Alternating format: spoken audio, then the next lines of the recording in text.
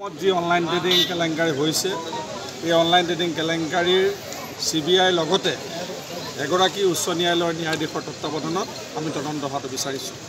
আপোনালোকে দেখিছে যে আজি অসমত আজি হাজাৰ হাজাৰ কোটি টকা সাধাৰণ জনসাধাৰণৰ পৰা অনলাইন ট্ৰেডিঙত জড়িত থকা ব্যক্তিসকলে আত্মসাৎ কৰিছে। আজি আমি এইকাৰণে কৈছোঁ যে ইয়াৰ উচিত তদন্ত হ'ব লাগে আৰু এই তদন্ত কৰিলেহে ওলাই পৰিব যে ইয়াত বিজেপি নেতা যে জড়িত আছে সেই কথা ওলাই পৰিব। আমাৰ সন্দেহ হৈছে এই চৰকাৰখনে কেৱল তদন্ত দিম বুলি কৈয়ে হাত সাৰি আছে, এতিয়ালৈকে তদন্ত কৰা নাই। আজি আমি দেখিছোঁ যে বহুতো বিজেপি নেতা এই অনলাইন ট্ৰেডিঙৰ লগত জড়িত আছে। সেইকাৰণে আমি দাবী জনাইছোঁ যে অনলাইন ট্ৰেডিঙত জড়িত থকা ব্যক্তিসকলৰ কাৰণে এই কেলেংকাৰীৰ তদন্ত কৰি আমাৰ এগৰাকী ন্যায়াধীশৰ তত্ত্বাৱধানত CBI দ্বাৰা তদন্ত কৰি এই অনলাইন ট্ৰেডিঙত জড়িত থকা ব্যক্তিসকলক অধিক পালনে কাৰ্য কৰিব লাগে আৰু ভুক্তভোগী যিসকল জড়িত জনসাধাৰণ, যিসকল নিৰপৰাধী জনসাধাৰণ তেওঁলোকে উচিত ন্যায় পাব লাগে। আৰু ইয়াৰ লগতে আজি আমি তানবিৰ সিং মহুৱা যিগৰাকী বিজেপিৰ নেতা, তেখেতে আজি কিছুদিন আগতে আমাৰ দলপতি, আমাৰ লোকসভাৰ দলপতি ৰাহুল গান্ধী ডাঙৰীয়াক তেখেতে হত্যাৰ ভাবুকি দিছে। তেখেতসকলে কৈছে যে তেখেতৰ আইতাকক যেনেকৈ হত্যা কৰা হৈছিল তেখেতকো হত্যা কৰা হ'ব।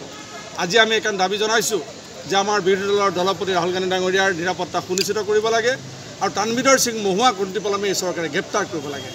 আজিলৈকে গ্ৰেপ্তাৰ নকৰাটো অতিকৈ লজ্জাজনক বিষয় হৈছে। যিগৰাকী ব্যক্তি আজি গণতন্ত্ৰৰ প্ৰতি ভাবুকি আনিছে, যিসকলে আজি আমাৰ ৰাহুল গান্ধী ডাঙৰীয়াৰ নিৰাপত্তা নাই, গতিকে আজি আমাৰ সাধাৰণ নিৰাপত্তা ক'ত এইখন চৰকাৰ দিনত।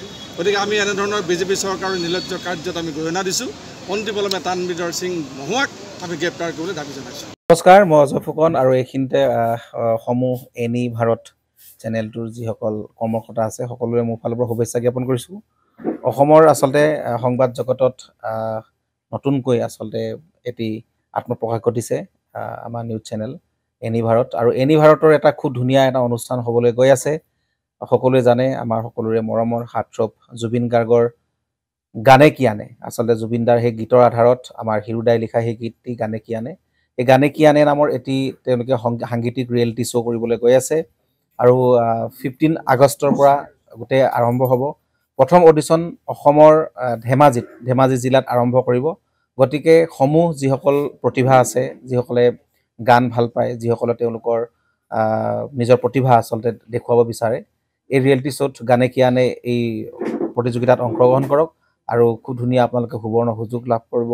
লগতে ইয়াতে পুৰস্কাৰ আছেই, বিভিন্ন ধৰণৰ উপহাৰো আপোনালোকে লাভ কৰিব আৰু লগতে এগৰাকী প্ৰতিষ্ঠিত আচলতে এগৰাকী শিল্পী হিচাপে অসমৰ সাংস্কৃতিক জগত আপোনালোক প্ৰতিষ্ঠা লাভ কৰিব।